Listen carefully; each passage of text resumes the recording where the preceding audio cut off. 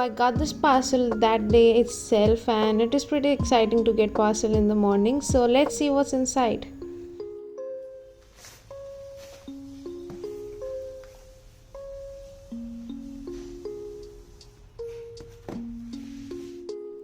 It was pretty exciting to get my hands on the 2023 Jagruk Journal since I have been using the 2022 one quite religiously.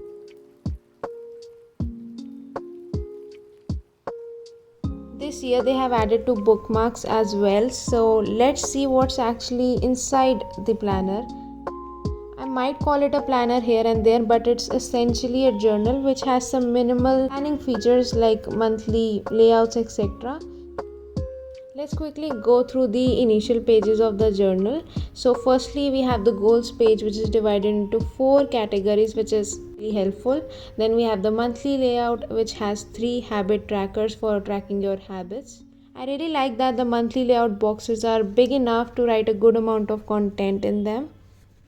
Moving on to the daily pages of the journal, which consist of space for writing about your day, and also you can track your mood using the mood tracker they have provided. Plus there's a daily question for you to answer for your own self-discovery, along with expense tracker and a to-do list section.